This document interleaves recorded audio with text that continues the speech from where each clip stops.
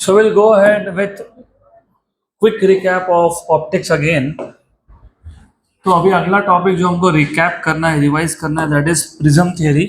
तो if you remember, of course you should remember, मैं आपको हमेशा ही बोलता हूँ कि every time when we start revision of optics, I will bring you to this particular tree diagram always. तो if you remember, हमने लास्ट लेक्चर में लेंस तक का सारा थ्योरी खत्म कर दिया था. Now we'll jump to the next topic, that is prism. अब यहाँ पे प्रिज्म क्या होता है तुमको पता होना चाहिए. What is if you remember, what is refracting angle of prism, तुमको वो पता होना चाहिए. You should know refracting surfaces of prism. You should know base of prism. You should know, of course, principal section of prism. तो इसके आगे से जब भी मैं प्रिज्म की बात करूंगा, I will directly draw principal section of prism. फिर भी कुछ लोगों को याद नहीं अगर होगा तो one last time I will revise what is prism. So prism is basically a transparent material, veg shape transparent material. Veg shape मतलब जब दो सरफेसेस में एंगल बने कुछ, उसको बोलते हो वेज शेप. तो ये वेज शेप एक मटेरियल है, ट्रांसपेरेंट मटेरियल है, right, with three rectangular surfaces. तो दो साइड के और एक बेस है, रेक्टेंगल है, and two triangular surfaces, front and back is triangle. ये जो दो साइड सरफेसेस है उसको बोलते हो रिफ्रैक्टिंग सरफेसेस. एक में से लाइट इंसिडेंट होगा तो दूसरे में से इमर्ज होगा. उसके बाद जो लाइन है where two refracting surfaces meet, इसको बोलते हो रिफ्रैक्टिंग एज. तो याद रखना, ये जो दो सरफेसेस है, these are called as refracting surfaces. Refracting surfaces. और ये दो रिफ्रैक्टिंग सरफेस जहां इंटरसेक्ट करते हैं उसको बोलते हो रिफ्रैक्टिंग एज. Refracting as. और ये जो एंगल है उसको बोलते हो रिफ्रैक्टिंग एंगल ऑफ प्रिज्म. और रिफ्रैक्टिंग एज को जो अपोजिट साइड होता है उसको बोलते हो base of prism. Any section of prism which is cut perpendicular to refracting edge उसको बोलते हो प्रिंसिपल सेक्शन. तो basically this is the principal section. तो इसके आगे now onwards, whenever I draw a prism, I'll just show principal section. So you have a principal section ABC, where AB and AC are refracting surfaces. BC is base of prism. A is refracting angle of prism. हमने इसमें सबसे पहले देखा था prism formula. So I will first derive prism formula. I am going to derive prism formula क्योंकि यहाँ पे prism formula का जो derivation है उसमें जो बीच में steps आते हैं उस पर ज़्यादा questions आते हैं compared to the final formula. तो याद रखना यहाँ पे तुमको इंटरमीडिएट स्टेप्स लगने वाले हैं. तो that is why you should know each and every equation involve. तो सबसे पहले we have a ray of light which is incident on surface A B, right. और मैं एक नॉर्मल ड्रॉ कर देता हूँ यहाँ पे. So this is normal drawn at the surface A B, और एक नॉर्मल ड्रॉ कर देता हूँ at the surface A C also. So this ray, let us call this as P Q, is the incident ray, and this angle is angle of incidence I. Since the ray is traveling from rarer to denser, by the way, यहाँ पे medium one है, refractive index μ1 है, अंदर you have refractive index μ2, और उसके बाद वापस से मीडियम 1 है. तो you have a prism which is surrounded by same medium on both sides.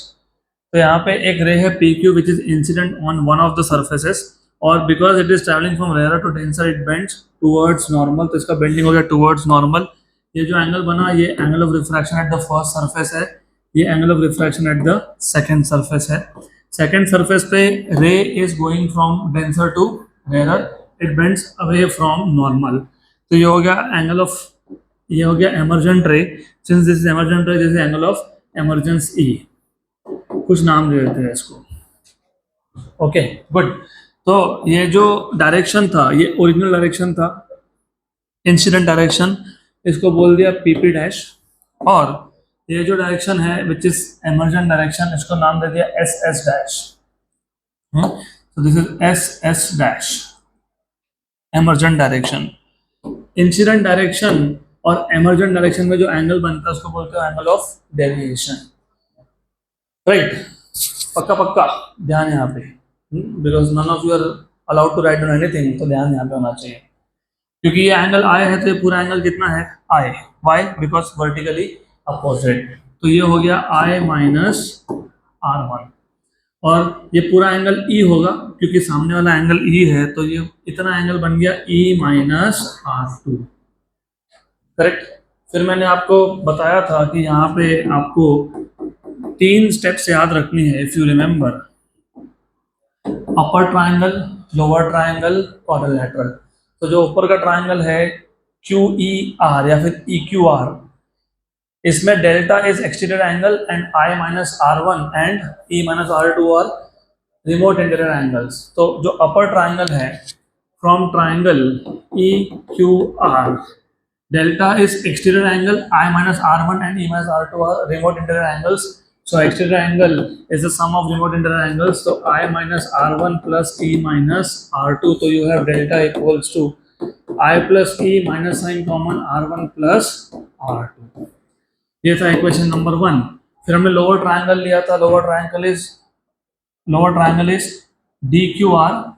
So from lower triangle DQR, sum of all the angles is 180. कौन सा एंगल है यहाँ पे? R1, R2 और D. So you have R1 plus R2 plus D equals to 180. So you have R1 plus R2 equals to 180 minus D, equation number 2. इसके बाद after this मैंने आपको बताया था you are supposed to use quadrilateral QDRA या फिर QARD. So from quadrilateral QARD, sum of opposite angles of a quadrilateral is how much? 180. तो angle D plus angle A कितना है? 180 है। तो A आ गया 180 minus D, equation number 3। Equation number 2 और 3 का राइट हैंड साइड सेम है तो लेफ्ट हैंड साइड भी सेम होगा। तो from equation number 2 and 3 you have R1 plus R2 equals to A, equation number 4। अब इक्वेशन नंबर 4 इक्वेशन नंबर 1 में substitute कर दो। तो from 1 and 4, from equation number 1 and 4 you will have delta equals to I plus E minus R1 plus R2 is A। तो यहाँ से मिल गया तुमको I plus E equals to A plus delta, equation number 5। तो जो पहले 5 equation है, they are in general applicable to any prism under any condition। तो ये 5 में से सबसे ज़्यादा यूज होते हैं 4th and 5th। R1 plus R2 equals to A, I plus E equals to A plus delta। But जिनको थोड़ा फास्ट लग रहा है, you may watch again state board lecture on prisms. वहाँ पे एकदम स्टेप बाय स्टेप स्लो मैंने derivation करके दिया था, क्योंकि ये क्विक रिवीजन है। तो क्विक रिवीजन में नाम ही है quick, it is suppose to be little fast. अब इसके बाद what we do is experimentally हम लोग एंगल ऑफ इंसिडेंस की वैल्यू चेंज करते हैं, मतलब एंगल ऑफ इंसिडेंस की वैल्यू बढ़ाते जाते हैं। And for every angle of incidence you measure angle of deviation. It is seen that initially तो एंगल ऑफ इंसिडेंस बढ़ने के साथ एंगल ऑफ डेविएशन की वैल्यू कम होती है और एक मिनिमम वैल्यू आने के बाद वापस से बढ़ती है। So what we see is something like this. तो initially with increase in angle of incidence, angle of deviation decreases, it reaches some minimum value। अगर उसके बाद मैं एंगल ऑफ इंसिडेंस का वैल्यू बढ़ा रहा हूँ, तो एंगल ऑफ डेविएशन का वैल्यू वापस से क्या हो गया? इंक्रीज हो गया। तो जो मिनिमम डेविएशन है, मिनिमम डेविएशन मतलब एंगल ऑफ डेविएशन की वैल्यू जब मिनिमम है, it is a special condition where you have I equals to E। याद रखना ये, गुड। तो at minimum deviation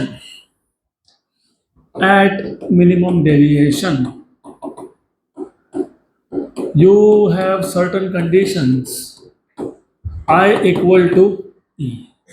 और अगर I और E की वैल्यू सेम अगर हो गई तो R1 और R2 की वैल्यू भी सेम होने वाली है, क्योंकि R1 की value is determined by angle of incidence I, क्योंकि स्नेल्स लॉ लगाओगे μ1 sin I equals to μ2 sin R1, right. यहाँ पे μ1 sin E equals to μ2 sin R2। जब I और E की वैल्यू सेम है तो R1 R2 की वैल्यू भी सेम आएगा, तो सेम आएगा। तो अगर I इक्वल्स टू E है, then you also have R1 equals to R2, इसको R बोल देते हैं, correct, right, good. And also इस केस में जो रिफ्रैक्टेड रे है Q R it becomes parallel to the base BC, parallel to the base BC, correct. So therefore R1 plus R2 equals to है ना, equation number 4. लेकिन R1 और R2 की value क्या है R, तो R plus R equals to A, तो 2R equals to A, तो R इक्वल्स टू A/2, मतलब R1 और R2 की वैल्यू A/2 है. Then you also have I plus E equals to A plus delta, लेकिन E की value थी I और डेल्टा कितना था, delta M. So you have 2I equals to A plus delta M. So therefore you have I equals to A plus delta M by 2. तो तुम्हारे पास angle of incidence और angle of emergence की value आ गई A plus delta M by 2, और दोनों angle of refraction तुम्हारे पास आ गए कितने, A/2. इसको इक्वेशन 6 बोल देते हैं. Let's call this equation number 7. इसके बाद आप AB या AC सरफेस कहीं पे भी स्नेल्स लॉ यूज कर लो, दोनों में से कहीं पे भी. तो using Snell's law wherever you want to apply AB or AC is perfectly fine. I will apply at AB. mu1 sin I equals to mu2 sin R1. mu1 sin I equals to mu2 sin R1. Late us से जो बाहर का medium था वो air था, तो mu1 की value कितनी आ गई, 1. और I जो है I it is A plus delta M by 2. mu2 की वैल्यू को म्यू बोल देता हूँ और R1 की वैल्यू A/2 है, तो mu1 is 1 sine I is A plus delta M by 2. अभी ये भी याद रखना, बहुत कुछ याद रखना पड़ेगा.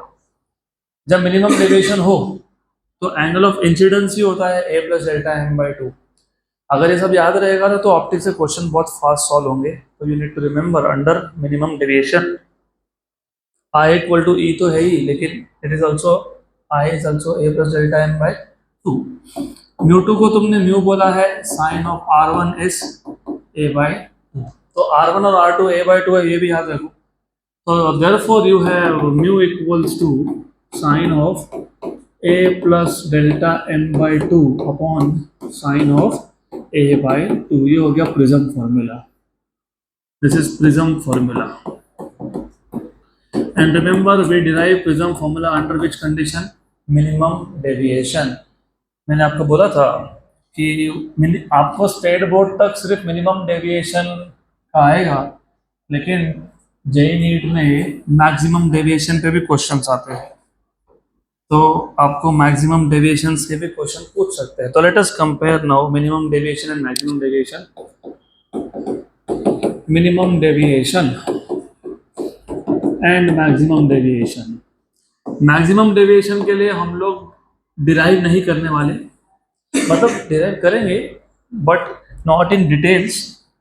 तो मैक्सिमम डेविएशन, सबसे पहले I would want that you know difference in the diagram for both, because that is important. अगर तुमको डायग्राम समझ में आ गया तो फॉर्मूला याद रखने की जरूरत ही नहीं पड़ेगी.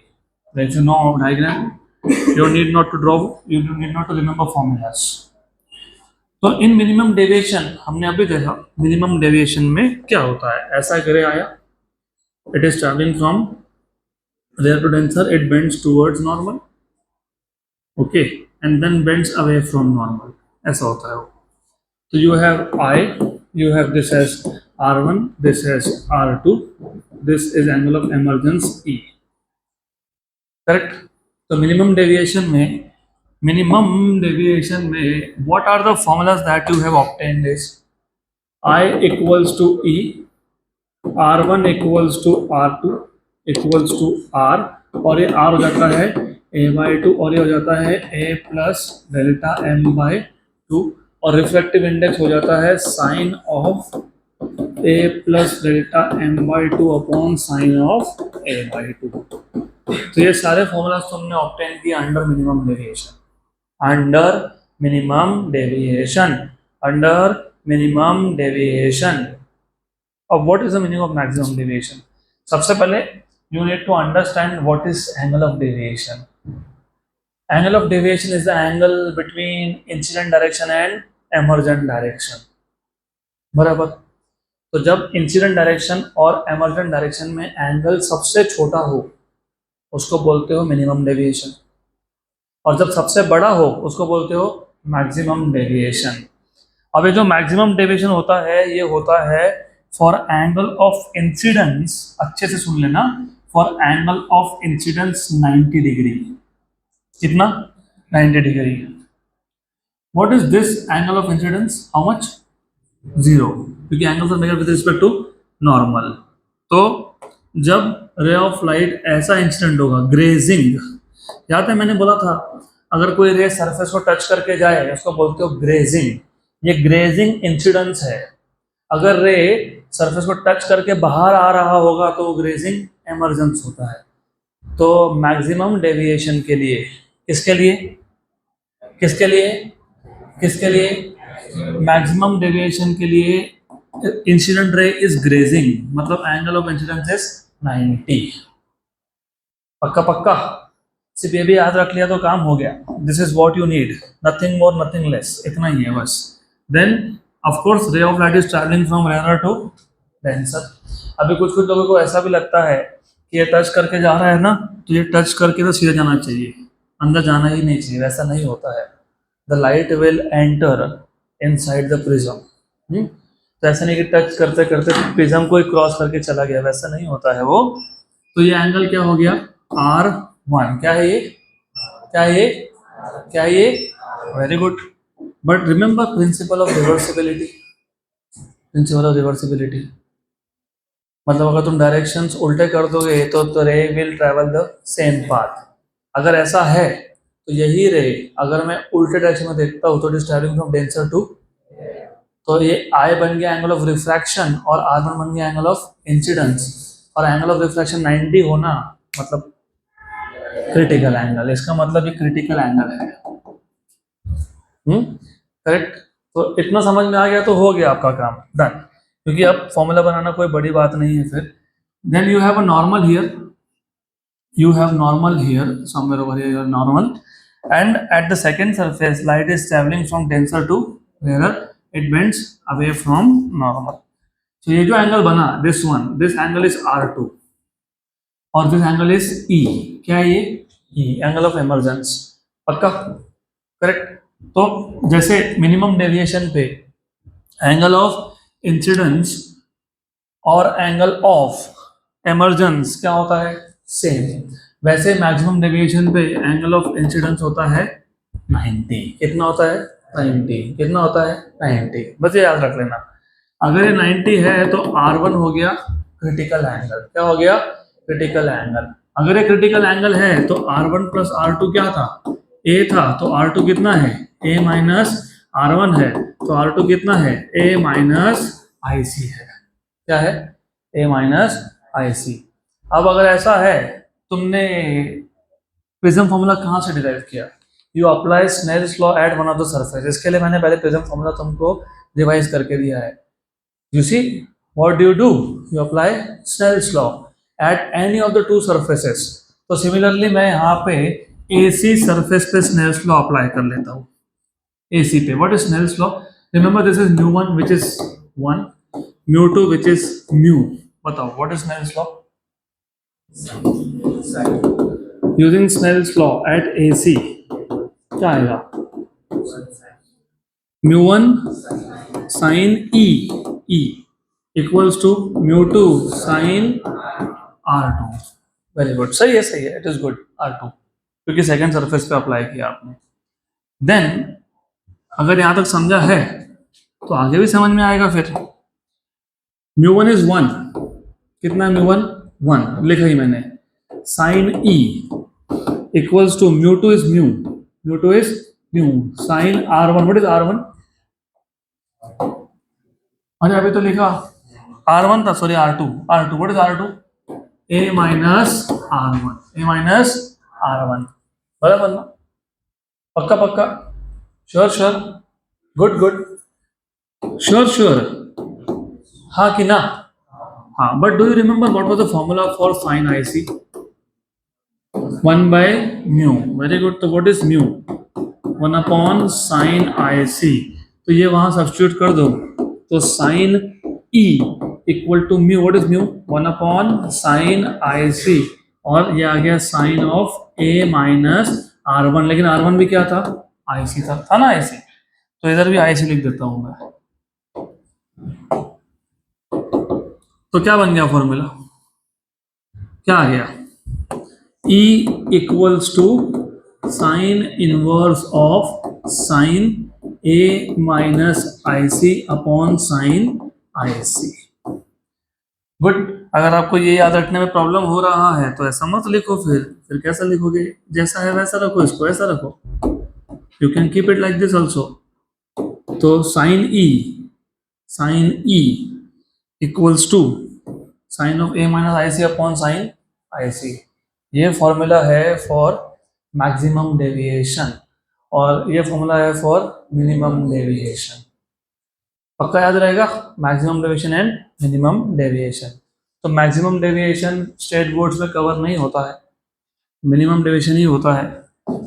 Then next topic that we have seen was thin prisms. Any prism with prism angle less than 10 degree is called as thin prism. And if you remember, thin prism का फॉर्मूला डिराइव करने के लिए हमने दो method देखे थे, दो method. उसमें से सिंपलेस्ट था प्रिज्म फॉर्मूला ही यूज कर लो। तो प्रिज्म फॉर्मूला अगर तुम यूज करते हो तो we know that, what do you know, is mu equals to sine of a plus delta m by 2 upon sine of a by 2। लेकिन अगर एंगल स्मॉल है, सारे के सारे एंगल स्मॉल है, क्योंकि a स्मॉल होने का मतलब होता है, I told you during theory classes also, a small होने का मतलब होता है सब एंगल स्मॉल होना। i, e, r1, r2 सब स्मॉल है। तो if a is small, all the angles are small. So if angles are small, आपको याद होगा जब एंगल्स स्मॉल होते हैं तो साइन थीटा की वैल्यू क्या लिखते हो तुम? थीटा। क्या लिखते हो तुम? थीटा। तो मैं लिख देता हूँ यहाँ पे, since sine theta is approximately equal to theta for small angle, for small theta. तो सिमिलरली जब एंगल स्मॉल है तो sine of A plus delta M by two क्या हो जाएगा? A plus delta M by two, और sine A by two क्या हो जाएगा? A by two. Sine sine गायब कर दिया, टू टू भी कैंसिल कर दिया। तो what you have is mu equals to a plus delta m upon a. तो you have mu a equals to a plus delta m. So therefore you have delta m equals to mu a minus a. Mu a minus a. Therefore you have delta m equals to a common mu minus 1. तो मैंने आपको बताया था कि delta m ये minimum deviation के बहुत सारे वैल्यूज में से एक वैल्यू है। तो delta M is one of the values of minimum deviation. तो हम लोग क्या करते हैं, डेल्टा एम की वजह से क्या लिखते हैं? डेल्टा। तो delta equals to A into mu minus one, किसका फॉर्मूला है? थिन प्रिज्म का। किसका ये? किसका ये? Thin prism. Very good. इसके बाद हमने देखा था, if you remember, dispersion of light. After this we have seen dispersion of light, and again as usual, don't worry, all this is in your modules. थोड़ा सा मॉड्यूल्स का sequence और मेरे सिखाने का सीक्वेंस थोड़ा सा आगे पीछे हो सकता है, क्योंकि because I want to keep the topics connected one after the other. What is the meaning of angular dispersion? सबसे पहले हम लोग डिस्पर्शन देखते हैं, फिर एंगुलर डिस्पर्शन देखेंगे। डिस्पर्शन ऑफ लाइट मतलब the separation of white light into constituent colours, component 7 colours, एक ही बात है। So when white light has 7 colors that you know with pure. When white light is incident on one of the refracting surfaces of prism, it gets separated into 7 different colors, and the emergent beam has 7 different colors. उसको बोलते हैं dispersion of light. तो ये हो गया white light incident. This is white light. So this is white light which is incident here. Let us draw normal somewhere over here. ये normal है। ये प्रिज्म नहीं होता तो ये जो रे ऑफ लाइट है ये सीधा जाता, दिस इज इंसिडेंट डायरेक्शन। अब व्हाइट लाइट मतलब 7 colour, and if you remember each of this colour have different wavelength. Violet, indigo, blue, मेरा ध्यान है, यहाँ मेरा ध्यान है, हर दिन रहता है, तुम्हारा ध्यान नहीं है, इस पर मेरा ध्यान है। And that is, I told you, your attention here is directly proportional two marks that you score. So remember, white light has 7 colors: Vibgyor, violet, indigo, blue, green, yellow, orange, red. हर एक colour का wavelength same नहीं है, violet का wavelength सबसे कम है। और हमने ये भी देखा कि वेवलेंथ और रिफ्रैक्टिव इंडेक्स का रिलेशन इन्वर्स होता है, तो जिसका वेवलेंथ सबसे कम होगा उसका रिफ्रैक्टिव इंडेक्स सबसे ज़्यादा होगा। और हमने आज और आज से पहले कई बार देखा कि रिफ्रैक्टिव इंडेक्स डिसाइड करता है एंगल ऑफ रिफ्रैक्शन कितना होगा। क्योंकि तुम नहीं बोला ना μ1 sin i equal to μ2 sin r, इसका मतलब μ1 और μ2 के वैल्यू पे डिपेंड करता है r का value.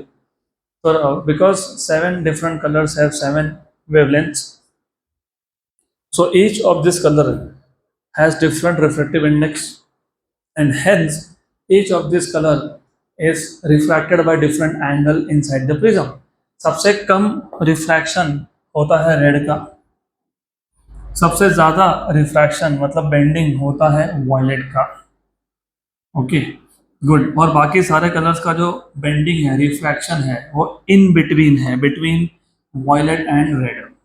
This is what you have. तो इनकमिंग तो एक सिंगल बीम था, सिंगल रे था, वाइट लाइट था, लेकिन आउटगोइंग 7 कलर है, 7 कलर्स। सारे के सारे कलर्स के लिए एंगल ऑफ इंसिडेंस सेम है, लेकिन एंगल ऑफ रिफ्रैक्शन सेम नहीं है। गुड। देन ये हो गया angle of deviation for red colour, ये हो गया angle of deviation for violet colour. The angular separation मतलब रेड और वॉयलेट में कितना एंगल है। The angular separation between extreme colours is defined as, याद है क्या, angular dispersion. So angular dispersion is nothing but angular separation. Separation you can measure in terms of distance also. उसको lateral dispersion बोलते हैं। When you measure distance between extreme colors, distance उसको बोलते हो lateral dispersion. When you measure angle between extreme colors उसको बोलते हो angular dispersion. So angular dispersion is the angle between extreme colors. यहाँ पे extreme colors कौन से है, red and violet। तो ये है डेल्टा V माइनस डेल्टा। तो एंगुलर डिस्पर्शन कैपिटल डेल्टा और delta V R is delta V minus delta R. This is the most basic formula of angular dispersion. लेकिन हमने अभी देखा कि डेल्टा क्या होता है, A इंटू म्यू माइनस 1। तो डेल्टा V क्या हो जाएगा, A into mu V minus 1, और डेल्टा R क्या आएगा, A into mu R minus 1। तो angular dispersion delta, capital delta will be equal to delta V minus delta R, मतलब A into mu V minus 1 minus A into mu R minus 1। Good. Then delta equals to A common, mu V minus 1 minus mu R minus minus plus 1। Good. तो delta equals to A mu V minus mu R। ये आ गया angular dispersion का formula. एक वो formula है, एक ये फॉर्मूला है। These are the two formulas for angular dispersion. इसके बाद हमने देखा था dispersive power. Dispersive power, dispersive power is the ability of a prism to separate white light into its constituent colours. अब हर एक प्रिज्म ऐसा नहीं होता है कि व्हाइट लाइट इंसिडेंट किया तो 7 कलर में स्प्लिट कर दिया, कोई 5 में भी करेगा, कोई 4 में भी करेगा। So the ability of dispersive power to separate white light into constituent colour is called as dispersive power. वो तो थ्योरेटिकल डेफिनेशन हो गया। You have mathematical definition also. It is a ratio of angular dispersion to that of mean deviation. और यहाँ पे mean colour हम लोग लेते हैं किसको, येलो को। और ये डेल्टा था delta V minus delta R upon delta Y। कई बार क्वेश्चन में तुमको डेल्टा वी डेल्टा आर दिया होगा, तो उस केस में तुम डेल्टा वाई फाइंड कर सकते हो, क्योंकि मीन कैसे निकालते हो, sum of two number divided by 2. So therefore you have dispersive power as delta V minus delta R upon delta Y. What is delta Y? Delta Y is delta V plus delta R by 2. ये 2 गया ऊपर, तो ये एक formula हो गया dispersive power का. Then you have one more formula of dispersive power. Simple formula है वो भी. You write down angular dispersion upon dispersive power equals to angular dispersion upon mean deviation. What is angular dispersion in terms of refractive index? A into mu v minus mu r, और delta y आता है A into mu y minus 1. A cancel, तो you have mu v minus mu r upon mu y minus 1. ये दूसरा formula है. तो अगर आपके पास डेविएशन एंगल दिए होंगे तो फर्स्ट फार्मूला, अगर आपका रिफ्रैक्टिव इंडेक्स दिया होगा तो सेकंड फार्मूला. और ये सारे फार्मूला पे कम से कम एक क्वेश्चन हम लोग सॉल्व करने वाले हैं. तो मोर और लेस जितना भी थ्योरी हो रहा है उस पे एक क्वेश्चन कम से कम वी विल बी सॉल्विंग. अब इसके बाद there is something new and interesting जो ऑफ कोर्स स्टेट बोर्ड में नहीं था आपको. तो एक कंडीशन है जिसको तुम बोलते हो डिस्पर्शन विदाउट डेविएशन, और एक कंडीशन है जिसको तुम बोलते हो डेविएशन विदाउट डिस्पर्शन. दोनों अच्छे से समझ लेना, नहीं तो फिर कंफ्यूजन ही कंफ्यूजन है. एक कंडीशन है जिसको बोलते हो dispersion without deviation, dispersion without deviation, और एक कंडीशन है deviation without dispersion. Without dispersion यहाँ पे थोड़ा सा कंफ्यूज होने के चांसेस ज़्यादा है, तो इसलिए मैं पूरा डायग्राम ड्रॉ करके बताऊंगा so that you are not confuse. When you say dispersion मतलब तुम बोल रहे हो आउटगोइंग 7 कलर है, incoming single beam of light है, बट आउटगोइंग इज 7 कलर्स. तो if I have a prism, जिसका ध्यान नहीं होगा ना इसके बाद वार्निंग नहीं मिलेगा आपको. Telling you again and again, ध्यान नहीं होगा तो no warning will be given. आज के लिए आपको जल्दी छुट्टी. बट यस, तो जिनको जाना है अभी चले जाओ क्लास के बाद. I don't mind, I never mind bye the वे. पर पढ़ाना मेरा हॉबी है, सीखना तुम्हारा होना चाहिए, नहीं तो कोई बात नहीं. डिस्पर्शन विदाउट डेविएशन का मतलब क्या, पहले वो समझ लेते हैं. अब सपोज ये प्रिज्म नहीं होता तो ये वाइट लाइट ऐसा जाता, सीधा सीधा जाता, ये इंसिडेंट डायरेक्शन हो गया. लेकिन प्रिज्म है, और प्रिज्म होने की वजह से क्या होता है, डिस्पर्शन होता है. सबसे कम किसका बेंडिंग है, रेड का. ठीक है, गुड. सबसे ज़्यादा किसका है, वायलेट का. तो अब होगा क्या, look what will happen here is very interesting. Here light will go out something like that. जाएगा ना ऐसा, जाएगा ऐसा, यस करेक्ट. लेकिन तो डिस्पर्शन हो गया बोला ना डिस्पर्शन, यस हो गया डिस्पर्शन, यस. लेकिन विदाउट डेविएशन बोला है. डू रिमेंबर मैंने आपको बोला था डेविएशन का मीनिंग क्या है. You remember what is the meaning of deviation. Lateral displacement याद है आपको. लैटरल डिस्प्लेसमेंट क्या था. लैटरल डिस्प्लेसमेंट, हमारे पास एक ग्लास स्लैब था, it has 2 parallel surfaces. Incident light आया, पहले सरफेस में रिफ्रैक्ट हुआ, दूसरे पे वापस रिफ्रैक्ट हुआ. इंसिडेंट डायरेक्शन और emergent direction they are parallel to each other. इसमें हम लोग बोलते हैं नो डेविएशन.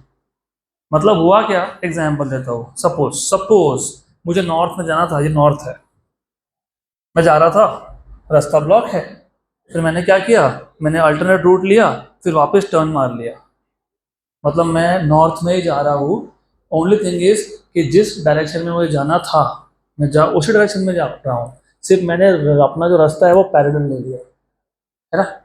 तो when the ray after passing through prism और glass slab still moves in the same direction but parallel to the incident direction, it is called as no deviation.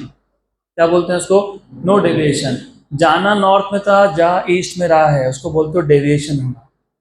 No deviation या फिर undeviated मतलब क्या होता है कि जो रे है वो आफ्टर पासिंग थ्रू प्रिज्म या after passing through glass slab it is still moving in the same direction, may be parallel to the incident direction. अब ये जो तुम रेड और वॉयलेट कलर देख रहे हो, do you see, do you think they are parallel to the incident direction? No. इसका मतलब यहाँ पे डेविएशन है। क्या है? डिस्पर्शन भी है और डेविएशन भी है। हमको क्या चाहिए और क्या नहीं चाहिए? मतलब हमको 7 कलर चाहिए, लेकिन जो एमर्जेंट बीम है प्रिज्म से जो बाहर निकल रहा है वो बीम किसको पैरेलल होना चाहिए? किसको होना चाहिए? Incident direction. तो पहली बात तो ऐसा हो ही नहीं सकता है। अब बताता हूँ क्यों नहीं, बताता हूँ। तो ये करने के लिए हम लोग क्या करते हैं ना, हम लोग एक की जगह पे 2 प्रिज्म यूज करते हैं। एक को बोलते हैं क्राउन प्रिज्म, एक को बोलते हैं फ्लिंट प्रिज्म। क्राउन और फ्लिंट क्या है? ये कुछ नहीं है, ग्लास के ही टाइप्स है, सिर्फ थोड़ा सा रिफ्रैक्टिव इंडेक्स में वैल्यूज में फर्क है। तो हम एक की जगह पे 2 प्रिज्म यूज करते हैं। जो पहला प्रिज्म है वो क्राउन का है विथ रिफ्रैक्टिंग एंगल ए। जो दूसरा है, जो दूसरा प्रिज्म है वो फ्लिंट का है, flint with with refracting angle A dash, with refracting angle A dash. तो दोनों के रिफ्रैक्टिव इंडेक्स में थोड़ा थोड़ा सा फर्क है, स्मॉल डिफरेंस। अब हुआ ये था कि जो पहला प्रिज्म था उसने डिस्पर्शन कर दिया, अच्छा किया क्योंकि हमको डिस्पर्शन चाहिए, लेकिन उसने एक चीज गलत भी कर दी, डेविएशन भी कर दिया। हमको डेविएशन चाहिए क्या? नहीं। तो जो दूसरा प्रिज्म है ना वो डेविएशन को कैंसिल करता है। क्या करता है? डेविएशन को कैंसिल। क्या करता है? डेविएशन को कैंसिल। तो याद रखना, डेविएशन को कैंसिल करता है। लेकिन डेविएशन को कैंसिल करना है, लेकिन डिस्पर्शन को तो नहीं कैंसिल कर सकते ना। अभी ये जो डायग्राम है, मैं करेक्ट डायग्राम नहीं ड्रॉ कर रहा हूँ। I am not drawing correct diagram because I don't care for the extreme colors in this case. I care only for mean color. तो mean color यहाँ कहीं होगा, होगा क्या? Yes, हाँ कि ना? हाँ, यहाँ होगा। फिर वो रिफ्रैक्ट होके यहाँ जाएगा। हाँ, फिर यहाँ से जब बाहर निकलेगा ना वो, तो याद रखना जो मीन कलर है, mean colour, mean yellow colour, it goes parallel to the incident direction. बाकी सारे कलर्स का डेविएशन होगा और होना ही चाहिए। अगर नहीं होगा, अगर आप बोल रहे हो कि सारे कलर्स सेम डायरेक्शन में जा रहे हैं, तो सारे कलर्स कंबाइन होकर वापस से व्हाइट लाइट बन जाएगा। तो जब वो बोलते हैं डिस्पर्शन, मतलब तुमको आउटपुट पे एमर्जेंट साइड पे 7 कलर चाहिए, लेकिन डेविएशन नहीं होना चाहिए। ऐसा हो ही नहीं सकता है, क्योंकि अगर आप बोल रहे हो डेविएशन नहीं है, मतलब तुम बोल रहे हो कि पहले प्रिज्म ने डिस्पर्शन किया, दूसरे ने कैंसिल कर दिया और सारे कलर वापस मर्ज होकर क्या बन गए? White light. और वो व्हाइट लाइट और ओरिजिनल डायरेक्शन क्या है? पैरेलल है। ऐसा होता ही नहीं है। इसके लिए हम लोग किसके डिस्पर्शन की बात कर रहे हैं? व्हाइट लाइट की। और किसका डेविएशन नहीं होना चाहिए? येलो कलर का। तो जब तुम डिस्पर्शन विदाउट डेविएशन बोलते हो, डिस्पर्शन विदाउट डेविएशन बोलते हो, तो किसका डेविएशन नहीं हुआ? किसका नहीं हुआ? किसका नहीं हुआ? तो फॉर्मूला याद रखना, कोई बड़ी बात नहीं। फिर देखो ए बाई ए, मैं बताता हूँ कैसे याद रखते हैं। A by A minus mu minus 1 upon mu minus 1, बस ऐसा याद रखना। ये याद रहेगा पक्का? ए बाई ए, मुझे पता है ए बाई ए 1 होता है, मुझे पता है, मैं नहीं कर रहा हूँ 1, उसको रुको।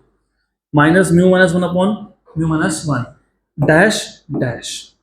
कौन सा कलर का डेविएशन नहीं हुआ? येलो का। y और y बन गया फॉर्मूला, हो गया।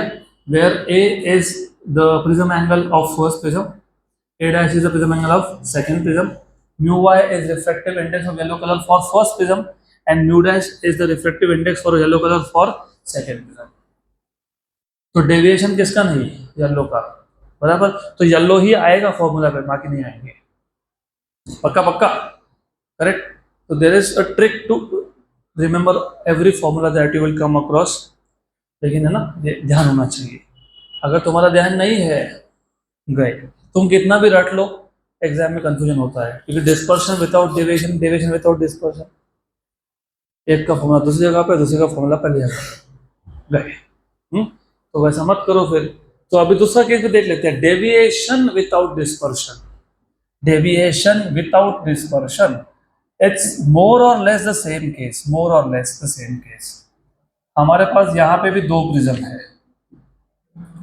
मोर और लेस। तो ऐसा है, when you say deviation without dispersion, deviation without dispersion important। अगर प्रिज्म नहीं होता तो लाइट से जाता कि नहीं जाता, जाता। यस, ये व्हाइट लाइट था। जब तुम बोल रहे हो विदाउट डिस्पर्शन, मतलब इंसिडेंट रे व्हाइट है, तो एमर्जेंट रे भी क्या होना चाहिए, क्या होना चाहिए, व्हाइट। तो यहाँ पे क्या होता है कि जो पहला प्रिज्म है ना, उसने डिस्पर्शन किया, राइट। और जो दूसरा प्रिज्म है, उसने पहले के डिस्पर्शन को कैंसिल कर दिया, मतलब वापस से सारे कलर्स को मर्ज कर दिया। और जो आउटपुट रे है वो वापस से व्हाइट लाइट है, लेकिन अब ऐसा है कि डायरेक्शन सेम नहीं है। यू सी, ये इंसिडेंट डायरेक्शन था, ये इमर्जेंट डायरेक्शन है, they are not parallel to each other.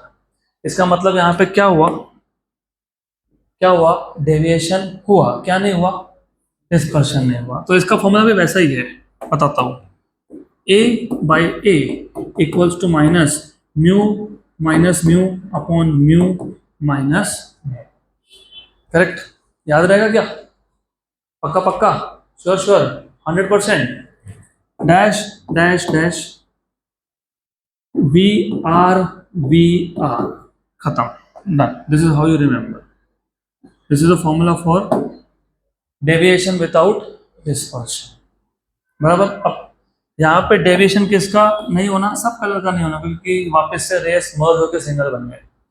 तो that is for deviation without dispersion, this is for dispersion without deviation.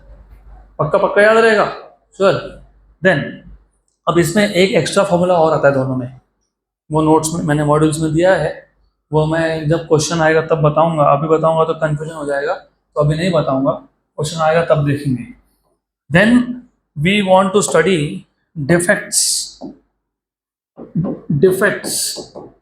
in eye, of course human eye.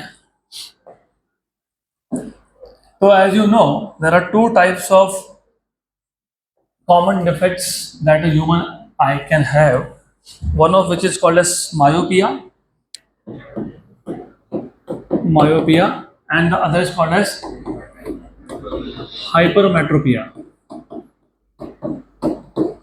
You know, myopia को तुम क्या बोलते हो पता है, शॉर्ट साइटेडनेस, बराबर ना, पक्का क्या, मायोपिया है शॉर्ट साइटेडनेस ना, तो पास का दिखता है दूर का नहीं दिखता है, तो बराबर है ना, शॉर्ट साइटेडनेस। तुम बहुत शॉर्ट साइटेड हो, मतलब पास का दिखता है, दूर का नहीं दिखता है क्लियरली, तो बराबर है। और ये लॉन्ग साइटेडनेस, फार साइटेडनेस, ठीक है। तो मायोपिया एंड हाइपरमेट्रोपिया, बराबर है ना, बराबर है ना। We just want to differentiate this, थोड़ा लिखूंगा बाकी मॉड्यूल्स में ही। A person can see near objects clearly,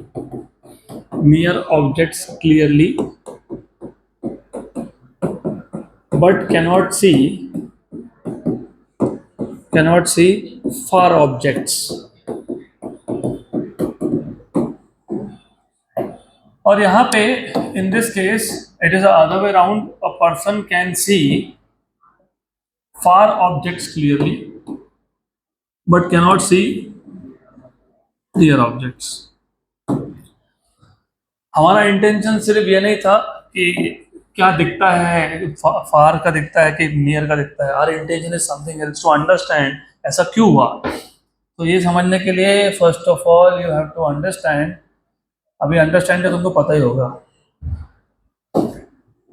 human eye में there is retina which is basically more और लेस स्फेरिकल शेप, मोर और लेस। सो ये जो मैंने स्फेरिकल शेप ड्रॉ किया, that is your retina. To see any object clearly, the image of that object should be formed at retina, image बनना चाहिए retina पे। अब होता क्या है, और यहाँ पे होता है आई लेंस, तो you have eye lens here, this is eye lens. वो जो तुम्हारे आंखों में black colour, grey colour, blue colour, ऐसे अलग अलग कलर के लेंस होते हैं, normally mostly black, mostly it is black in colour, उसको तुम बोलते हो आई लेंस। आइडियली क्या होना चाहिए, normal human I, when I से नॉर्मल ह्यूमन आई मतलब जिनको डिफेक्ट नहीं है, उस केस में जो भी ऑब्जेक्ट तुम देख रहे हो, after passing through eye lens, after passing through eye lens the rays should be focused at retina। तो जितने भी लोग यहाँ पे बिना चश्मे के बैठे हो, this is what is happening in your case, your eyes are perfect, no defect. लेकिन जिनको नेगेटिव नंबर का चश्मा है, most of us, almost all of us, एक दो कुछ छोड़ के ऑलमोस्ट ऑल ऑफ अस, हमारे केस में प्रॉब्लम क्या होता है कि जो इमेज बनना है वो रेटिना से पहले ही बन जाता है, मतलब फोकल लेंथ कम हो गया। यू रिमेंबर, फोकल लेंथ कम होना मतलब रेज का पास में आके फोकस होना, पास में आके। तो यहाँ पे क्या हुआ, यहाँ पे ऐसा हुआ, the focal length of eye lens is decreased, is reduced. तो ये आई लेंस है, ये आई लेंस मतलब हमने बाहर से लेंस पहना वो लेंस नहीं, ये नेचुरल आई लेंस है। फिर कुछ लोगों को चश्मा नहीं पहनना होता तो फिर वो कॉन्टैक्ट लेंस लेके आते हैं, वो ऊपर से अलग से लगाते हैं, वो लेंस की बात नहीं कर रहा हूँ मैं बोल रहा हूँ ये आई लेंस है। करेक्ट, हर एक के आंखों में लेंस होता है, वही लेंस है ये। गुड। अब in this case as you see, image retina पे बनने से पहले ही बन गया। अब थोड़ा लॉजिकली सोचो, तो मैं पहले बता देता हूँ, ये डायग्राम हो गया पॉइंट टू। थोड़ा अगर सोचोगे तो जहाँ पे फोकस होना था उससे पहले ही फोकस हो गया, मतलब focal length is reduced. Focal length of eye lens is reduced due to defect, of course, eye defect. Therefore power is increased, क्योंकि पावर और फोकल लेंथ का कैसा कनेक्शन होता है, इनवर्स।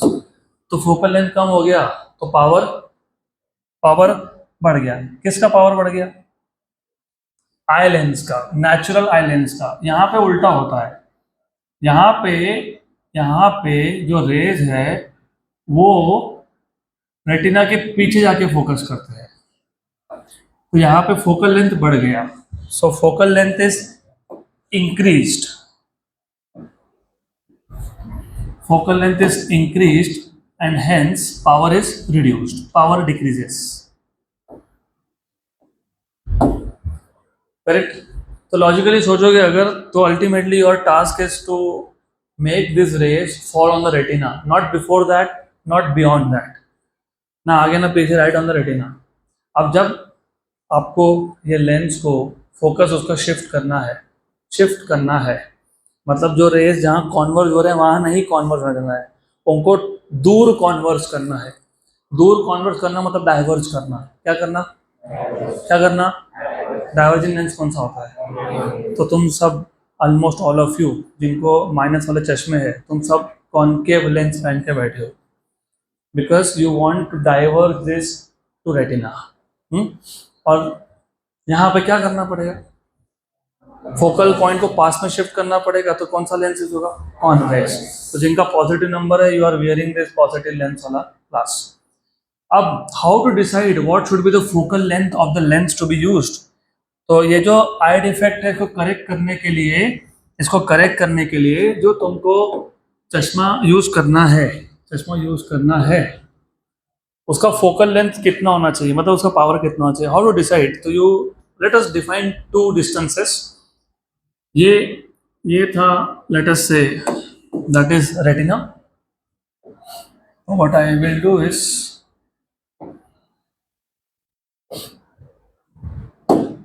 ये है ऑफ कोर्स रेटिना, ये है लेट अस से आई लेंस।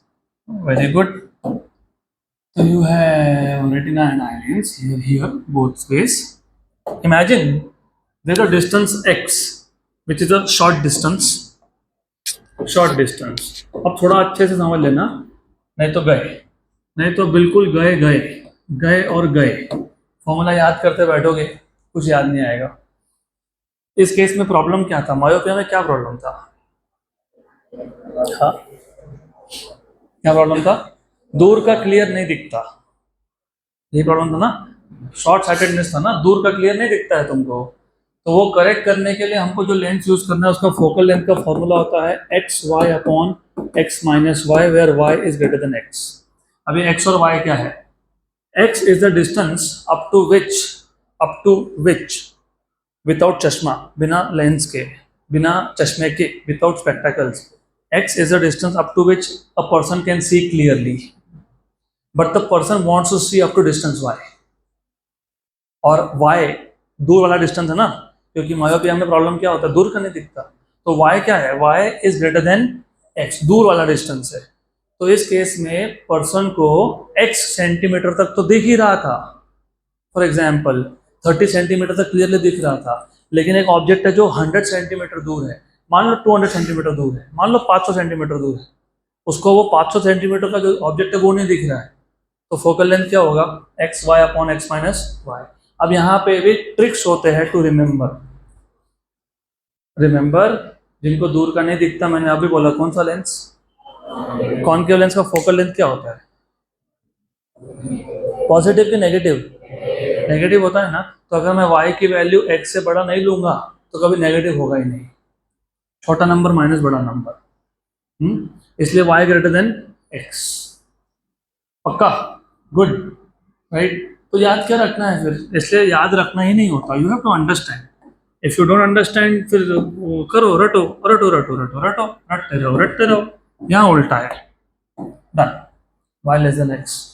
क्योंकि यहाँ पे तुमको ये क्या है, फार साइटेडनेस है, लॉन्ग साइटेडनेस है।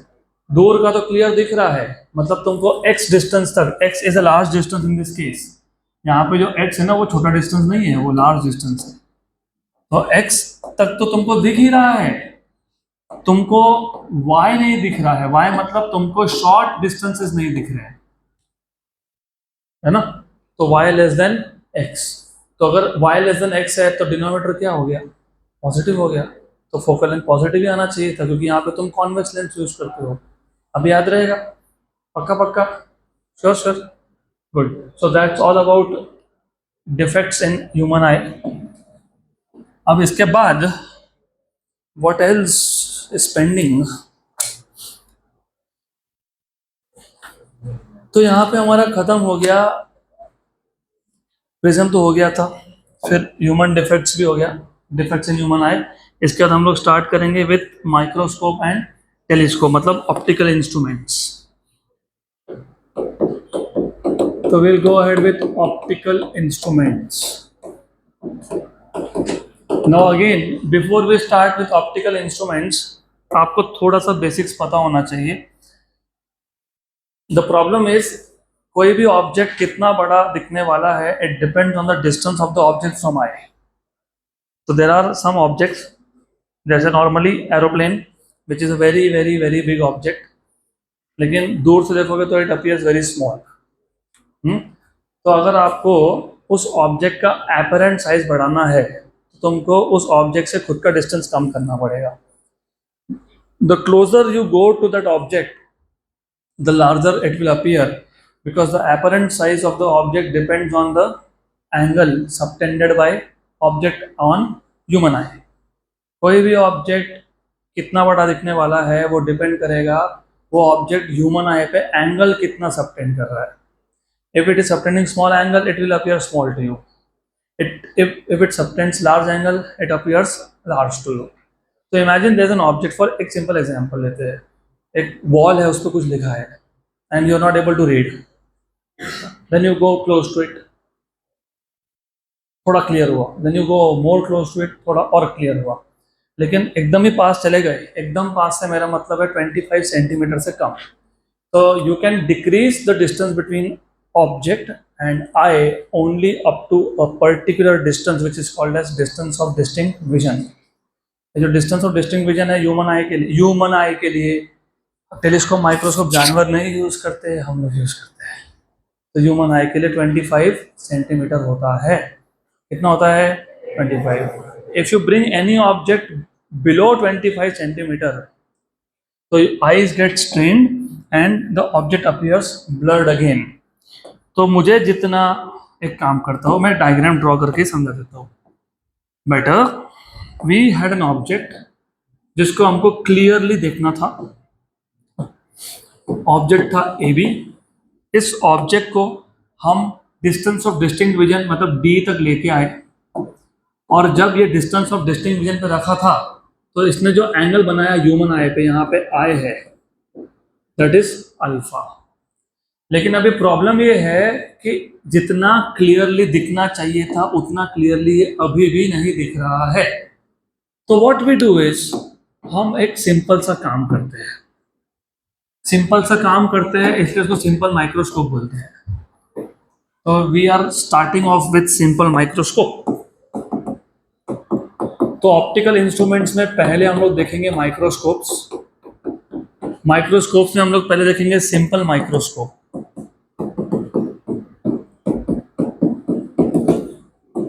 तो ऐसा है कि ऑब्जेक्ट हमको क्लियरली देखना था, हमने ऑब्जेक्ट और आंखों में डिस्टेंस कम कर दिया, डिस्टेंस ऑफ डिस्टिंक्ट विजन तक आ गए, फिर भी वो ऑब्जेक्ट जितना क्लियरली दिखना चाहिए था उतना क्लियरली दिख नहीं रहा। तो फिर क्या करेंगे? फिर हमने सोचा कि चलो कोई बात नहीं, एक काम करते हैं, हम लोग एक लेंस यूज करते हैं, convex lens. A single biconvex lens. And remember, मैंने इसको अभी तक इक्वी कॉन्वेक्स नहीं बोला, हो भी सकता है नहीं भी हो सकता है। तो will use a single biconvex lens and we place it such that the object is between the optic centre and focal point. ऐसा क्यों? ऐसा इसलिए क्योंकि तुमको एक्सपेक्टेड है कि तुमको वो पूरा इमेज फॉर्मेशन का टेबल याद है। Position and nature of image formed by spherical mirrors और लेंस, सेम टेबल बनता है। सिर्फ वहाँ पे जो कॉन्केव मिरर होता है कॉन्वर्जिंग, यहाँ पे कॉन्वेक्स लेंस होता है कॉन्वर्जिंग। कॉन्केव मिरर के 6 केसेस थे, 5 में रियल इमेज बना था, 1 में वर्चुअल बना था और वर्चुअल इमेज मैग्नीफाइड था। कॉन्वेक्स मिरर में 2 केसेस थे, दोनों में वर्चुअल इमेज था, रियल इमेज बनता ही नहीं है, और दोनों में डिमिनिश था। मतलब out of total 8 cases of mirrors, 6 belong to concave and 2 belong to convex. Out of 6 you have only one which is virtual, and out of total 8 you have 5 real, 3 virtual, and out of 3 virtual you have only one when the image is magnified, और वो तब होता है when the object is between pole and focus। वो mirror था। मैंने बोला था कि मिरर और लेंस सेम, लगभग सब कुछ सेम है, सिर्फ कॉन्केव मिरर की जगह पे कॉन्वेक्स लेंस, कॉन्वर्जिंग लेंस होता है। क्या होता है? कॉन्वर्जिंग लेंस होता है ना। Convex lens is converging lens. तो अब सिमिलरली सोचोगे तो और दूसरी बात, रियल इमेज और वर्चुअल इमेज का डेफिनेशन अलग है। मिरर के लिए real image is the image which is formed on the same side of the object. जिस साइड पे ऑब्जेक्ट उसी साइड पे इमेज बनना मतलब रियल इमेज, और जिस साइड पे ऑब्जेक्ट है उसके अपोजिट साइड पे इमेज बनना दैट इज वर्चुअल। यहाँ उल्टा है, जिस साइड पे ऑब्जेक्ट है उसी साइड पे इमेज बनना उसको बोलते हो वर्चुअल, और अपोजिट पे बना तो रियल। पक्का? Sure sure, good good. मैं कभी भी बीच में क्वेश्चन पूछ लूंगा, ध्यान नहीं है, I will ask any time in between. तो यहाँ पे आपको वर्चुअल इमेज चाहिए, और वर्चुअल इमेज लेंस के केस में होता है सेम साइड पे, और आपको वर्चुअल मैग्नीफाइड चाहिए। अब मैग्नीफाइड क्यों चाहिए? तो लेंस क्यों यूज कर रहे हो फिर? द लॉजिक वॉज कि तुम ऑब्जेक्ट को पास में लाते गए लेकिन it is not appearing clear to you, फिर तुम 25 सेंटीमीटर से कम पे ला भी नहीं सकते हो। तो फिर अल्टीमेटली आइडिया इज कि जो ऑब्जेक्ट है उसका इमेज मैग्नीफाइड होना चाहिए। तो हमने क्या किया, ऑप्टिक सेंटर और फोकस के बीच में रख दिया। क्यों रखा? क्योंकि हमको पता है कि when you keep an object between optic center and focus, between optic center and focus, the image formed is virtual, erect and magnified। virtual, erect and magnified, तो बन गया ये image, virtual, erect and magnified image, a dash b dash। so you have this image as a dash b dash। good, then of course this is image distance, this is object distance. The angle made by final image at I is beta with the help of a microscope. At I हमने तो lens पे दिखा दिया, तुम देखोगे तो यहां से ना, तो ये भी कितना बनेगा, beta. By definition, magnifying power is the ratio of angle subtended by image at I, which is beta, to that of angle subtended by object at unaided eye. Unaided मतलब without the help of anything. Aid मतलब help है ना, unaided मतलब without help. So upon alpha, where alpha is the angle made by the object at unaided eye, but condition था when the object is kept at DDV. So beta by alpha is a formula for magnifying power. Now if you see this diagram, you will see tan alpha equals to, what is tan by definition? Opposite side which is AB upon adjacent side which is D. और अगर angle small हुआ तो tan alpha is alpha. मैं थोड़े shortcuts ले रहा हूँ क्योंकि रिवीजन है ऑफ कोर्स. यहाँ पे भी तुम देखोगे tan beta equals to, what is tan beta again? Opposite side upon adjacent side. What is opposite side? A dash b dash upon V. A dash b dash upon V. या फिर it can also be AB upon U. It can be AB by U. और अगर angle small हुआ तो tan beta is beta. बराबर, good. तो आपके पास अभी beta is A B by U, तो beta is A B by U. A dash B dash by V क्यों नहीं यूज करो, समझेगा 2 मिनट में. और alpha is A B by D. A B हो गया कैंसल, तो you have D by U. This is magnifying power. बराबर, पक्का, गुड. अभी because of limitation of time I will not derive further, मैं डायरेक्टली बता दूंगा. यहाँ पे 2 केसेस होते हैं. We have very less amount of time available, तो 2 केसेस होते हैं. पहला केस होता है if the final image is formed at DDV, मतलब if V equals to D, final image is formed at DDV, तो उस केस में, अच्छा बाय द वे इसे D बाई यू को लेंस इक्वेशन यूज करके और साइन कन्वेंशन यूज करके तुम d by v plus d by f show कर सकते हो. करेक्ट. और अगर अभी DDV पे इमेज बन गया तो V और D की वैल्यू सेम है, तो ये 1 हो गया. तो magnifying power when the image is formed at DDV is 1 plus d by F. 1 plus d by F. And case 2 is when the final image is formed at infinity. और ये 2 ही cases क्यों मैंने बताया था. तुमको 25 सेंटीमीटर से कम distance पे image नहीं चाहिए, क्योंकि 25 सेंटीमीटर से कम डिस्टेंस पे ब्लरिंग होता है. तो हमको 25 या फिर उससे ज़्यादा कितना, इन्फिनिटी. तो इन्फिनिटी पे अगर बना तो magnifying power is only D by. ये था सिंपल माइक्रोस्कोप. अब अगर चलते जाएगा, अब अगर now if you have still you are not able to get magnifying power as you want, अभी भी जितना इमेज का मैग्निफिकेशन हुआ है दैट इज नॉट सफिशिएंट. मतलब एक लेंस से हमारा काम नहीं बन रहा, तो हम 2 लेंस यूज कर लेंगे. और जब 2 लेंस यूज करोगे उसको बोल दोगे कंपाउंड माइक्रोस्कोप. क्या बोलोगे उसको, compound microscope. So second type of microscope is compound microscope.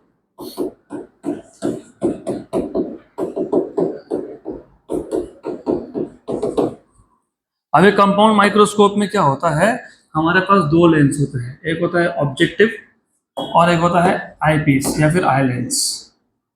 Objective is smaller in size and has a smaller focal length, and eyepiece is larger in size and has a larger focal length. Object is kept to the left of objective, यहाँ पे object रख दिया A B, such that, important है ये, बहुत important है, such that this time it is above focal point. पिछले case में कहाँ था, ऑप्टिक सेंटर और फोकस के बीच में. अब वैसा नहीं कर सकते हो. क्यों नहीं कर सकते हो, क्यों नहीं कर सकते? Why cannot you keep this object here between optic center and focus?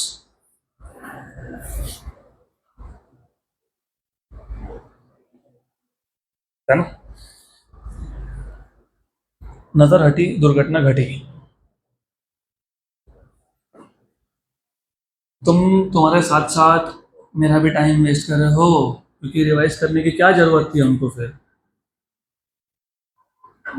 मेरा पूरा ध्यान है। अब आप जब न्यूमेरिकल्स चालू होंगे ना, एमसीक्यूज, जिनका ध्यान नहीं है एक एक करके उनको क्वेश्चन पूछूंगा, तुम इसका फॉर्मूला बताओ, तुम उसका फॉर्मूला बताओ। Unfortunately God gifted, end of course if you believe in God, so memory अच्छा है, मुझे याद रहेगा अच्छे से कि किसका ध्यान था, लास्ट लेक्चर में कौन नहीं था वो भी मेरे को पता है। तो जब टेलीस्कोप माइक्रोस्कोप क्वेश्चन आएंगे तो तुमसे सबसे पहले पूछने वाला हूँ मैं। तो यहाँ पे क्या होता है ना, यहाँ पे अगर ऑप्टिक सेंटर और फोकस के बीच में रख दिया होता तो वर्चुअल इमेज बनता, सेम साइड पे बनता। अगर सेम साइड पे बनता तो आई पीस के शो के लिए लगा के रखा है क्या? आई पीस को तो मौका ही नहीं मिला मैग्नीफाइंग करने का, तो दोनों को चांस मिलना चाहिए। Both should have equal opportunity to magnify the image. तो ऐसा है, ऐसा है, ऐसा है, ऐसा है, ऐसा। तो सबसे पहले since we have kept since we have kept object after beyond focal point, hence the image is real, inverted and magnified. So a1 b1 is a magnified image formed by the objective. तो ये था object distance UO और यहाँ आ गया है image distance VO। Okay, तो ये जो इमेज बनाया ऑब्जेक्टिव ने वो आईपीस के लिए हो गया, क्या हो गया? Virtual object.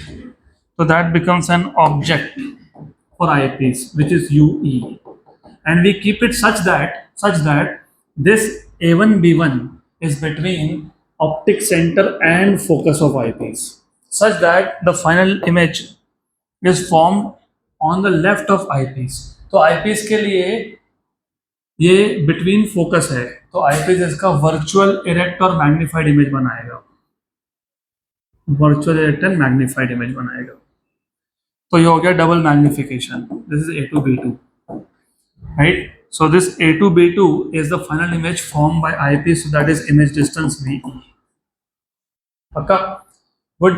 अब हम लोग ऑब्जेक्टिव को और आईपीस को एक ट्यूब के अंदर फिक्स करते हैं, राइट? और वो जो ट्यूब लेंथ होता है, tube length, that tube length is the distance between objective and eyepiece. And if you notice carefully, if you see carefully, do you see it is VO plus UE। और लिखकर mod लिखना, mod. क्यों mod? Length is never negative. मेरा height -5 feet 8 inch है, ऐसा नहीं हो सकता है, मैं जमीन के अंदर धसा हुआ नहीं हूँ, है ना? तो my height is of course positive, तो लेंथ इज ऑलवेज पॉजिटिव, तो लेंथ इज पॉजिटिव। गुड, यहाँ तक क्लियर? श्योर श्योर, 100%, पक्का पक्का। अब यहाँ पे दो लेंस यूज किए हैं, तो दोनों लेंस यूज हो रहे हैं, तो मैग्नीफाइंग पावर अभी मैं डिराइव नहीं करके देने वाला, because we have done already enough. तो इफ यू रिमेंबर, यहाँ पे फॉर्मूला बनता है, if you remember, A1 B1 upon AB, A1 B1 upon AB and D upon UE, ऐसा आता है। A1 B1 is image formed by objective, so it is image size.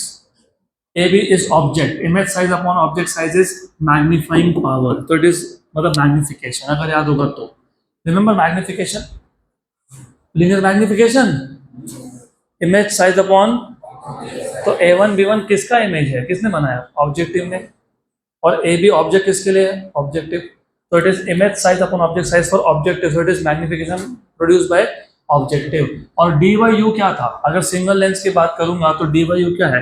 Magnifying power, लेकिन UE लिखा है, E stands for eyepiece, so into magnifying power of eyepiece.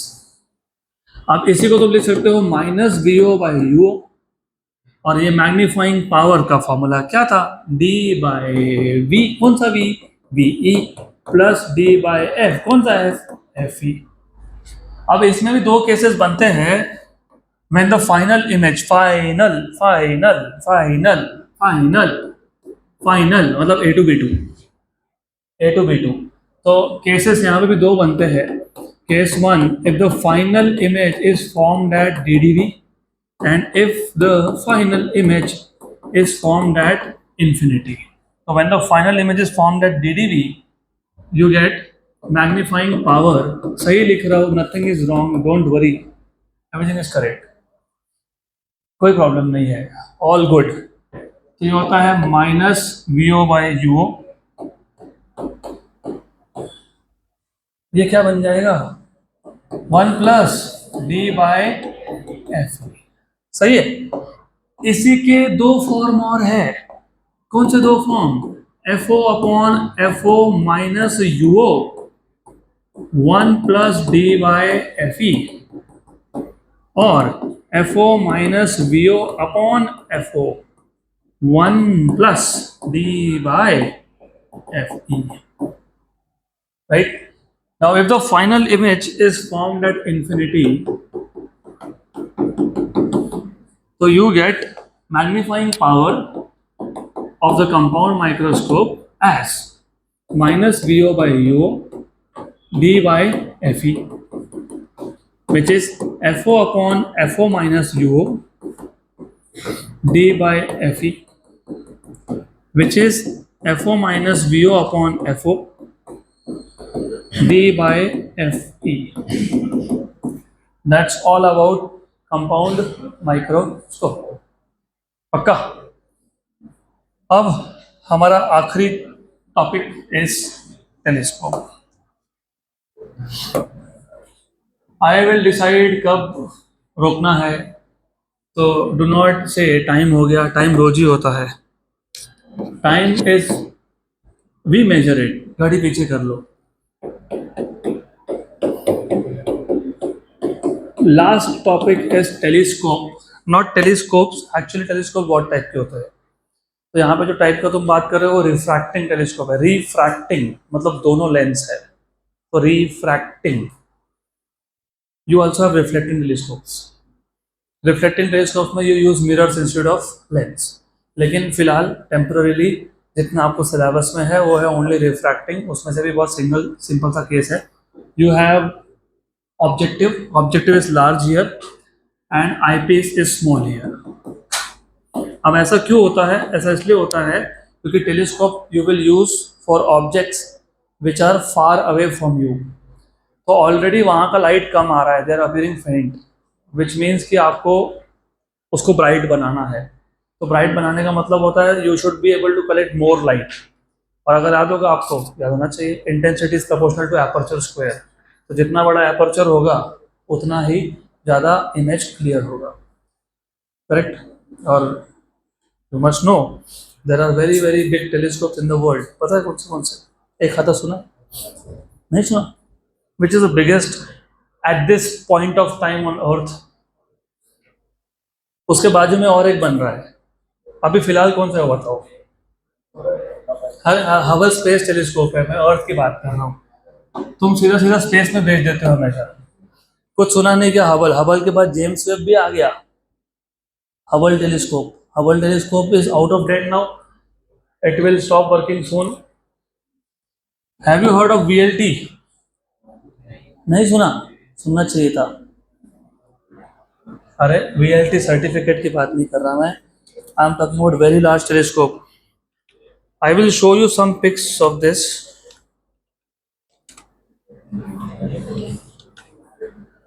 I was there for a while, so I will show you the pics that I have taken from there.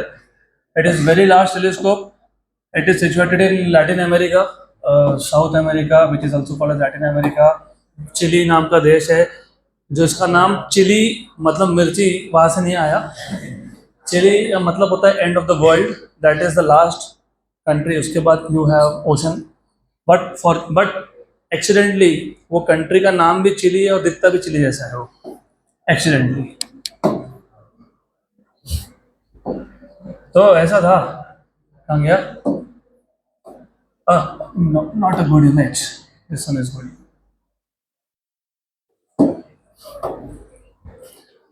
तो ये basically ये 4 telescope है। और ये चारों में light collect होता है और चारों का लाइट कंबाइन करके सिंगल इमेज बनता है। बोलोगे ऐसा क्यों किया? ये लोग ऐसा क्यों किया बताता हूँ। इसको इंटरफेरेंस बोलते हैं by the way. When you combine the light from different sources is called as interference. You see why they are combining, I tell you. थोड़ा सा ध्यान दोगे तो यहाँ पे कहीं पे लिखा होगा, कहीं तो लिखा होगा होना चाहिए, होना चाहिए। एक मिनट, ये देखो डायामीटर एक सिंगल का 8.2 मीटर है। 8.2 मीटर, 1 मीटर इज रफली 3 फीट्स। तो 8.2 इंटू 3 25 फीट का एक डोम है। 20 फीट इज 1 डोम। तो इंटू 4 कर लोगे तो लगभग 100 फीट हो गया। 100 फीट, 100 फीट। ये क्लासरूम में जहाँ मैं अभी पढ़ा रहा हूँ दिस इज 40 फीट, मतलब इसका 2.5 गुना। So big. तो इतने बड़े structures they are not sustainable, damage हो जाता है because of their own weight. खुद के वजन की वजह से ही दे कैन ब्रेक। और ये जो एक एक सिंगल डोम दिख रहा है ना, इसमें भी जो 8.2 मीटर का है, 20 फीट 25 फीट का, उसमें भी बहुत सारे छोटे लेंस है हेक्सागोनल शेप के। तो that is also not one. तो this is very large telescope. अभी इसके बाजू में ये पहाड़ दिख रहा है, आजू बाजू में, हाँ वहीं पे कहीं पे ELT आ रहा है, ELT। बड़बड़ नहीं करना, नहीं तो सारे एक्स्ट्रा चीजें बताने बंद करनी पड़ेगी। तो उसके ही बाजू में अभी आ रहा है एक्सट्रीमली लार्ज टेलीस्कोप। वो था वेरी लार्ज, अभी आ रहा है एक्सट्रीमली लार्ज। अब it is going to be very big. वो 8.2 के 4 थे, मतलब रफली कितना था, 25 मीटर। ये 40 मीटर का है, 128 फीट एंड 11 इंच, मतलब 1.9 feet. That is extremely large telescope. Good, तो पता होना चाहिए। तो ऑब्जेक्टिव इज सो बिग। और आईपीस आई लेंस नहीं होता है, you directly do not see, you put different detectors there, और वो पूरा का पूरा रिकॉर्ड होता है डेटा, और वो डेटा का एनालिसिस करते हो। तो बड़े बड़े टेलीस्कोप में खुद नहीं देखने बैठते, देखो वो स्टार है, ऐसा नहीं होता है। You collect the light and then you process the information and then you do some science मतलब कोडिंग यहाँ पे। तो ठीक है, एनीवेज। तो यहाँ पे ऐसा है, you have objects which are at very large distance. What is the meaning of large distance object? Any object which is at a distance of 10 times of focal length is called as large distance object, distant object. अगर lens का focal length 20 centimetre है तो object का distance कम से कम 200 centimetre होना चाहिए, तब जाके डिस्टेंट ऑब्जेक्ट बोलते हो। तो डिस्टेंट ऑब्जेक्ट है, वहां से लाइट आया, then the ray of light bends, something like that. Okay, ऐसा एक इमेज बनेगा। AB is the image here. और आपको पता होना चाहिए, क्या पता होना चाहिए, कि VO is FO, because object is at infinity. Whenever the object is at infinity, image is formed at focal length या फिर focal plane.